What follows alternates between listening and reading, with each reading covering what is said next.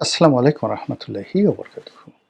সম্মানিত দর্শক, ত্রয়োদশ জাতীয় সংসদ নির্বাচনের পর সংসদ সদস্যদের শপথ গ্রহণ, তারেক রহমানের নেতৃত্বে নতুন সরকারের কার্যভার গ্রহণ এবং সারা বাংলাদেশে এখন বিএনপির যে জয় জয়কার চলছে, সেই জয় জয়কারের প্রেক্ষিতে দেশের প্রধান বিরোধী দল জামাত, যাদের কিনা 11টি দলের একটি জোট রয়েছে, তারা আসলে কেমন আছে?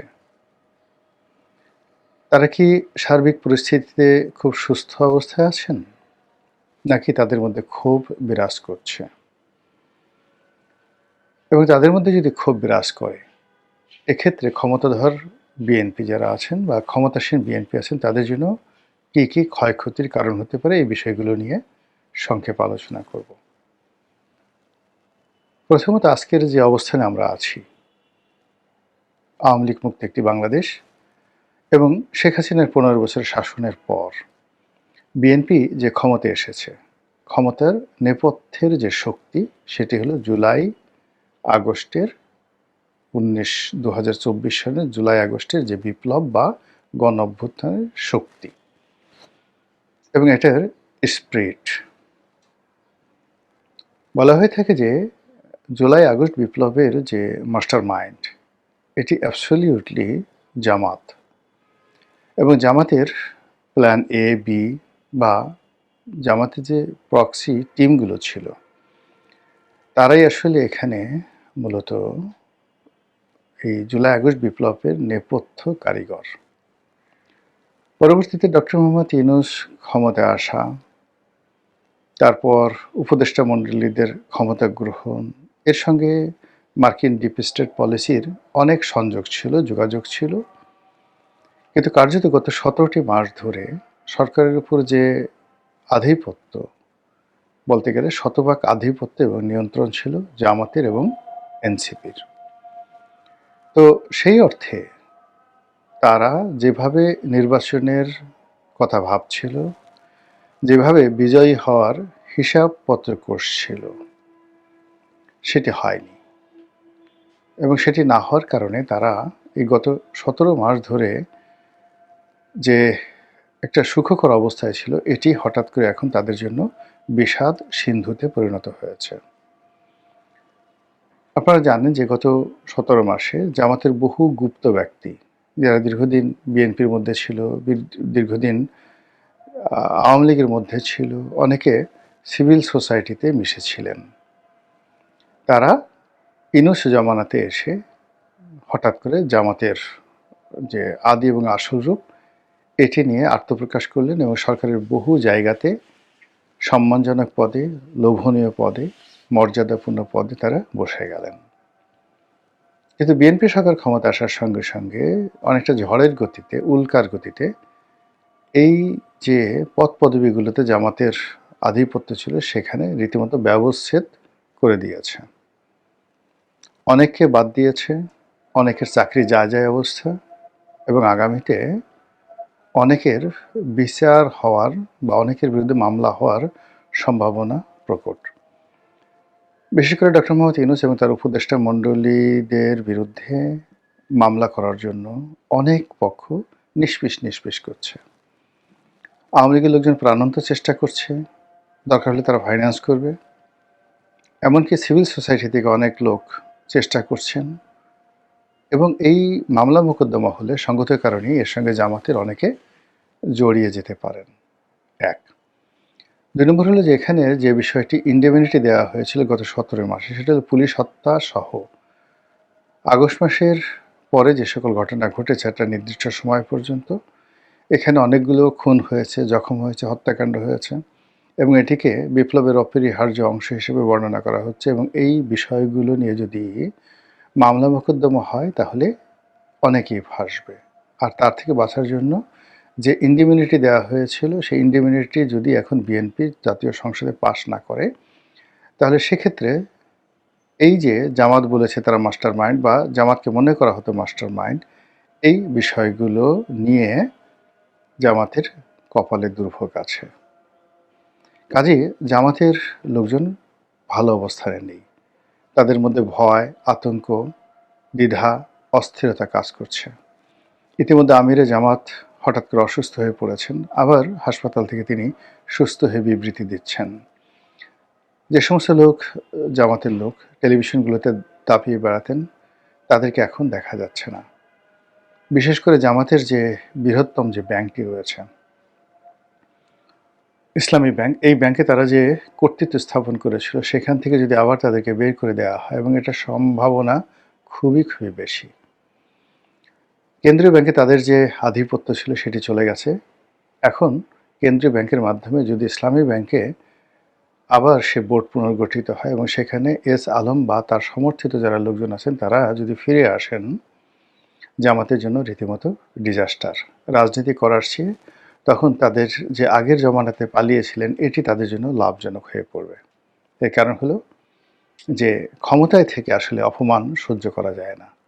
আপনি ক্ষমতার বাইরে থেকে যখন নিগৃহীত হবেন, লাঞ্ছিত হবেন, জেলে যাবেন, জুলুমগ্রস্ত হবেন, তখন ওটা মেনে নেওয়া যায়। কিন্তু আপনি একই সঙ্গে সংসদে যাচ্ছেন এবং গত ১৭ মাস ধরে আপনি ক্ষমতা ভোগ করেছেন, অলনে ছাড়েন, আপনার কোনোই ক্ষমতা নেই। আপনার বিরুদ্ধে মামলা হচ্ছে, দেশের বিভিন্ন অঞ্চলে আপনি অপদস্থ হচ্ছেন, আপনার নেতাকর্মীরা মামলার পড়ছে, অনেকে মারধর খাচ্ছে। এই খবর প্রতিদিন জামাতের নেতাকর্মীদেরকে অস্বস্তিতে ফেলছে। অন্যদিকে হাসনাত, সার্জিস, মাহফুজরা যারা ছিলেন এই বিপ্লবের মাস্টারমাইন্ড বলেন বা বিপ্লবের সম্মুখ সারির নেতা, তারা এখন এনসিপি শিরোনামে যে রাজনৈতিক দল করেছে, যেটি কিংস পার্টি হিসেবে আখ্যায়িত হয়েছিল, তা এখন জামাতের যাকে বলা হয় জোটে আছে। তারাও কেউ স্বস্তিতে নেই। তাদের অনেকের বিরুদ্ধে দুর্নীতির অভিযোগ আনার চেষ্টা হচ্ছে। তাদের অনেকের বিরুদ্ধে মামলা করার জন্য অনেক পক্ষ নিষ্পিস করছে এবং গত ১৭ মাসে যে মব হয়েছে, অনেকগুলো বাড়িঘর লুটপাট হয়েছে এবং কতটা লুটপাট হয়েছে তার একটা প্রকৃষ্ট উদাহরণ দেই। আমার বাসায় আওয়ামী লীগের একজন সাবেক উপজেলা চেয়ারম্যান একদিন একটা তদবির নিয়ে এলেন কয়েকদিন আগে। তো তিনি ছিলেন, তার স্ত্রী ছিলেন, তার স্ত্রী একটা কলেজের প্রিন্সিপাল, উত্তরাতে বাসা। তো ওই সময়টিতে একজন নামকরা সমন্বয়ক, পরিচিত সমন্বয়ক, তিনি আমার সঙ্গে দেখা করতে গেছেন। তা সেই সমন্বয়কে দেখে সেই উপজেলা চেয়ারম্যান যিনি আছেন তার মুখ ভার হয়ে গেল, তার স্ত্রীরও মুখ ভার হয়ে গেল। আমি বললাম যে কী হয়েছে? সেই ছেলে চলে গেল, চলে যাওয়ার পর বলে কী হয়েছে? বলে ওই যে আপনি যাকে বাসায় উঠিয়েছেন এবং আমার পাশে যাকে বসিয়েছেন তার লোকজন আমার বাসা লুট করেছে। ১৫০ ভরি স্বর্ণ, আমার সারা জীবনের উপার্জন।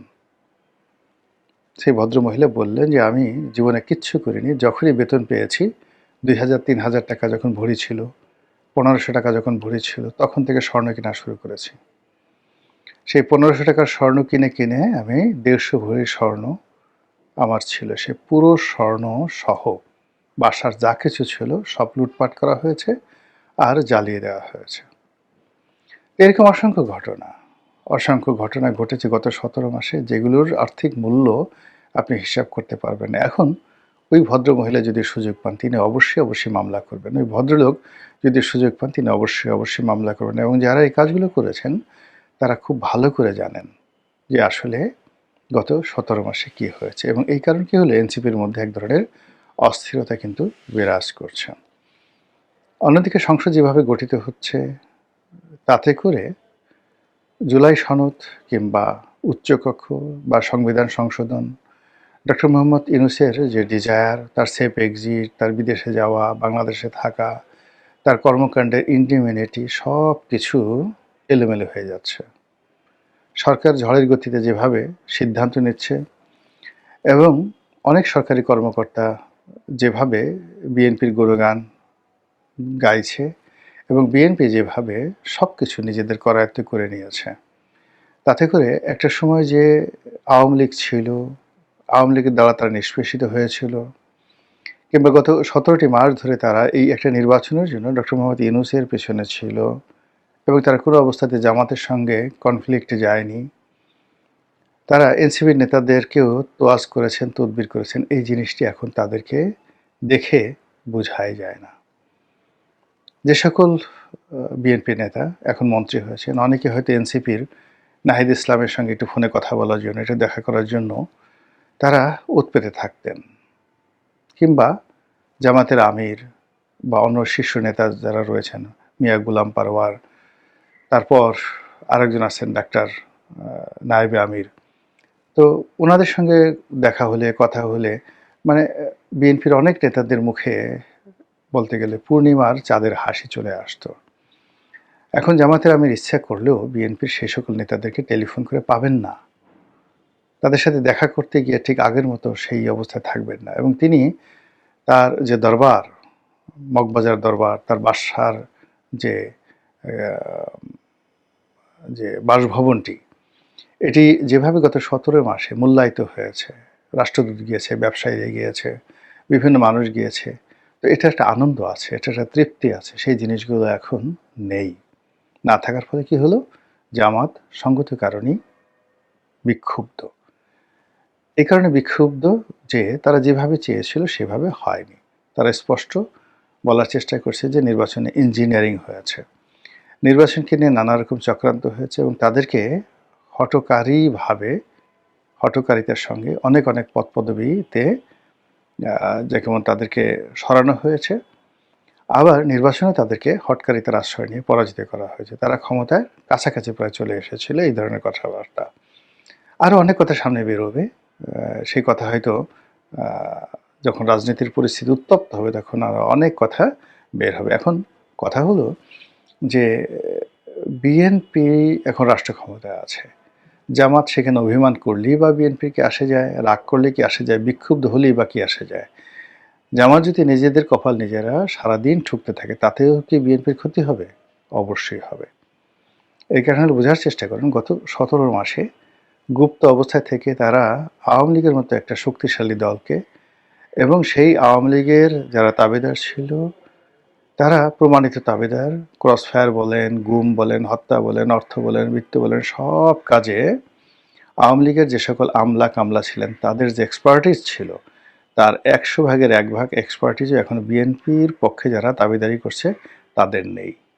তো সেই পক্ষটিকে টানতে টানতে টানতে টানতে 2024 সনের জুলাই আগস্ট মাসে এই জামাত এবং তাদের যে প্রক্সি গ্রুপগুলো রয়েছে, তারা অনেকটা ইরানের মতো করে যেভাবে তাদেরকে যুদ্ধের ময়দানে এনেছিল এবং নাস্তা নাবুদ করে শেখ হাসিনার ক্ষমতার পরিসমাপ্তি ঘটিয়েছিল, সেই অভিজ্ঞতা তারা কিন্তু জমা দেয় নাই। বা যদি বলা হয়ে থাকে যে এইখানে অনেক বিদেশি অস্ত্র, আমি বলছি না জামাত, কিন্তু এখন সবাই ওপেন সিক্রেট যে জুলাই আগস্ট বিপ্লবের সময় অনেক অবৈধ অস্ত্র ব্যবহৃত হয়েছে, স্নাইপার রাইফেল ব্যবহৃত হয়েছে, সেগুলো তো এখনো জমা দেওয়া হয়নি, উদ্ধার করা হয়নি।